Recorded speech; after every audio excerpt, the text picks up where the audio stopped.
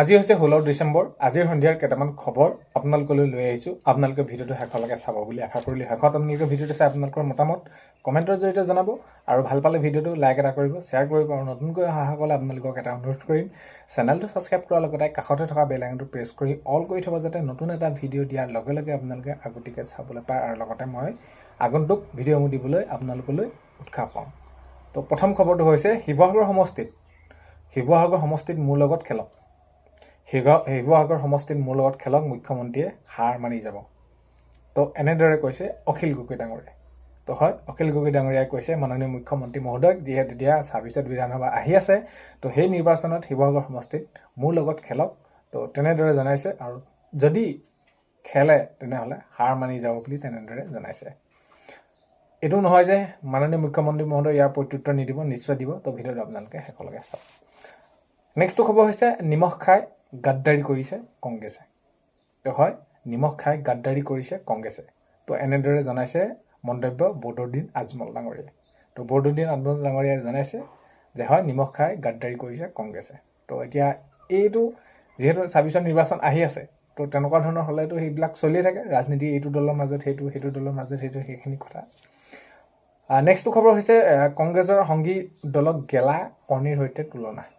তো হয়, কংগ্ৰেছৰ লগত যিয়ে যোগ দিব বা যিয়ে নহওক, যি যেনেকৈ নহওক, মুঠতে গেলা কণীৰ লগত তুলনা কৰিলে বদৰুদ্দিন আজমল ডাঙৰীয়াই।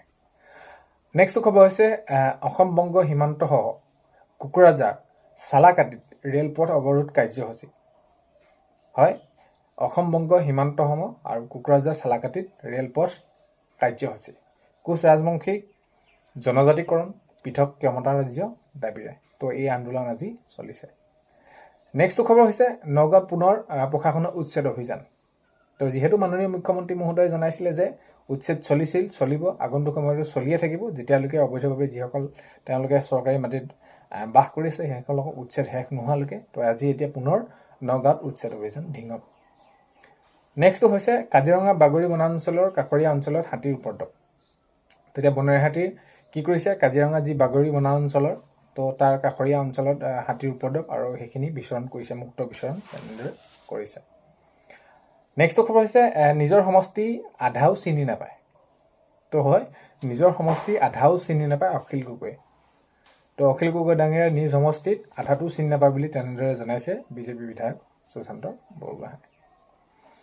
নেক্সটটো খবৰ হৈছে শিৱসাগৰত বিফল জল জীৱন মিছন আঁচনি। জল জীৱন মিছন আঁচনি যি উদ্দেশ্যেৰে এনেদৰে এইখিনি কৰিছিলে, শিৱসাগৰ বিভিন্ন ঠাইত এতিয়া জল জীৱনৰ মিছনৰ যি আঁচনি, এই আঁচনি বিফল হৈছে।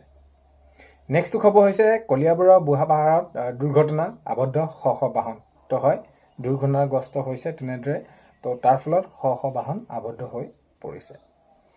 নেক্সটটো খবৰ হৈছে জুবিন গাৰ্গক ভাৰত ৰত্ন প্ৰদানৰ বাবে ৰাজসভাত কি কৰিলে, ৰাজ্যসভাত দাবী উত্থাপন অগপৰ সাংসদ বীৰেন্দ্ৰ প্ৰসাদ বৈশ্যৰ। তো হয়, জুবিন গাৰ্গক ভাৰত ৰত্ন প্ৰদান কৰিব লাগে আৰু ৰাজ্যসভাত দাবী উত্থাপন কৰিছে অগপৰ সাংসদ বীৰেন্দ্ৰ প্ৰসাদ বৈশ্যই। নেক্সটটো খবৰ হৈছে বঙাইগাঁও জিলাত আৰক্ষী ব্যাপক অভিযান। তো বঙাইগাঁৱত নিশা আৰক্ষীৰ ব্যাপক অভিযান। তো এই কাৰণে চলাইছে যে যিসমূহ বেটেৰী ৰিক্সা আছে বা এইখিনি যান জঁটক লৈ সেইখিনি তীব্ৰ তালাচী চলিছে, যিহেতু এতিয়া নতুন বছৰ আহিছে, দুৰ্ঘটনা যাতে কমকৈ হয় বা এইখিনি লৈ বঙাইগাঁৱত নিশা আৰক্ষীৰ এতিয়া ব্যাপক অভিযান। নেক্সটটো খবৰ হৈছে নতুন আঁচনি জানুৱাৰীত আহি আছে। তো নতুন আঁচনি আহি আছে, ছাত্ৰসকলৰ বাবে বহুত বেছি ভাল খবৰ। বাবু আঁচনি নামে নামাকৰণ কৰা হৈছে। তো নতুন আঁচনি জানুৱাৰীতে সেইখিনি শুভাৰম্ভ হ'ব বুলি মাননীয় মুখ্যমন্ত্ৰী মহোদয়ে এই কথা জানিবলৈ দিছে। নেক্সটটো খবৰ হৈছে অৰুণোদয় আঁচনি নতুনকৈ আবেদন। হয়, মাননীয় মুখ্যমন্ত্ৰী মহোদয়ে এইটো জনাইছে, এতিয়া যিহেতু আপোনালোকে যদি চাই, আজি যদি শিৱসাগৰ, ডিব্ৰুগড় তেনেদৰে পৰ্যায়ক্ৰমে যি অনুষ্ঠানত অংশগ্ৰহণ কৰি আছে, তাত তেওঁ মাননীয় মুখ্যমন্ত্ৰী মহোদয়ে জনাইছে, মুখ্যমন্ত্ৰী মহিলা উদ্যমিতা যি চেক বিতৰণ কৰিছে, সেই কাৰ্যসূচীটো জনাইছে যে এতিয়াও বহুতো মহিলা বাদ পৰি আছে। অৰুণোদয় আঁচনি পাবলৈ। তো আগন্তুক সময়ত সেই মহিলাসকলকো অৰুণোদয় আঁচনি দিয়া হ'ব বুলি মাননীয় মুখ্যমন্ত্ৰী মহোদয়ে জনাইছে। নেক্সটটো হৈছে মেক্সিকোত ভয়ংকৰ বিমান দুৰ্ঘটনা। মেক্সিকোত আজি ভয়ংকৰ এটা বিমান দুৰ্ঘটনা সংঘটিত হয়। নেক্সটটো খবৰ হৈছে শিক্ষা সেতু এপত নতুন পদ্ধতি। শিক্ষামন্ত্ৰী ডাঙৰীয়াই তেনেদৰে জানিবলৈ দিছে যে শিক্ষা সেতু এপত নতুন পদ্ধতি, যদি কোনোবা ছাত্ৰ ছাত্ৰীয়ে বিদ্যালয় বেছিকৈ ক্ষতি কৰে তেতিয়া ঘৰত সেইখিনি গম পাব বা শিক্ষকসকলে এইখিনি ক্ষেত্ৰত কঠোৰ হ'ব লাগিব, এনেদৰে শিক্ষামন্ত্ৰী ডাঙৰীয়াই তেনেদৰে জনাইছে। যে হয়, শিক্ষা হেতু এপৰ নতুন এটা পদ্ধতি।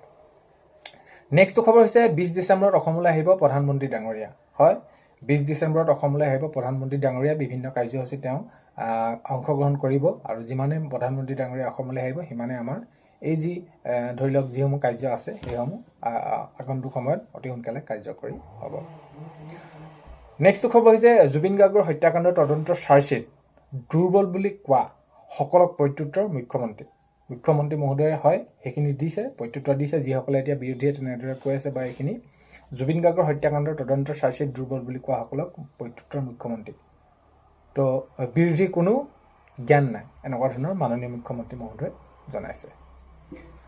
নেক্সট খবৰ হৈছে আজি লামডিঙত উদ্যমিতা আঁচনি চেক বিতৰণ। মাননীয় মুখ্যমন্ত্ৰী মহোদয়ে যিদৰে আগত প্ৰথম পৰ্যায়ত জনাইছিলে যে মুখ্যমন্ত্ৰী মহিলা উদ্যমিতা আঁচনি কোনো সমষ্টিত কেতিয়া কেনেদৰে দিয়া হ'ব, ঠিক তেনেদৰে সেইখিনি এতিয়া লামডিঙত উদ্যমিতা আঁচনি চেক বিতৰণ কৰিছে মাননীয় মুখ্যমন্ত্ৰী মহোদয়। নেক্সট খবৰ হৈছে অখিল গগৈ বিধায়ক কেইজন আছে। অখিল গগৈ ডাঙৰীয়াই যিহেতু মাননীয় মুখ্যমন্ত্ৰী মহোদয়ক টাৰ্গেট কৰি লয়, তো তেনেস্থলত আজি মাননীয় মুখ্যমন্ত্ৰী মহোদয়ে সেইখিনি প্ৰত্যুত্তৰত কৈছে যে অখিল গগৈ ডাঙৰীয়া কেইজন বিধায়ক আছে।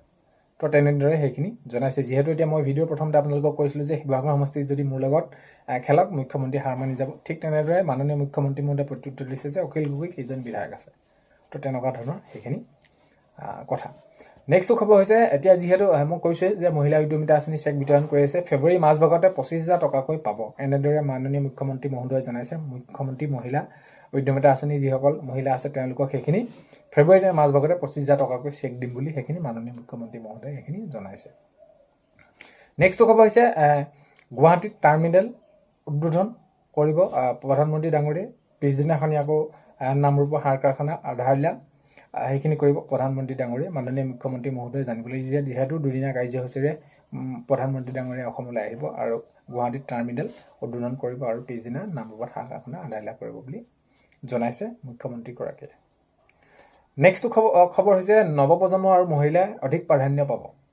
এইবাৰ যিহেতু 26ত বিধানসভা নিৰ্বাচন আহি আছে আৰু তাত নৱপ্ৰজন্ম আৰু মহিলাই প্ৰাধান্য পাব বুলি মাননীয় মুখ্যমন্ত্ৰী মহোদয়ে সেইটো জনাই আছে শেহতীয়াকৈ। আৰু আজিও এইখিনি ক্ষেত্ৰত মাননীয় মুখ্যমন্ত্ৰী মহোদয়ে জনাইছে যে নৱপ্ৰজন্ম আৰু মহিলাই অধিক প্ৰাধান্য পাব এই যি বিধানসভা নিৰ্বাচনৰ টিকটক লৈ।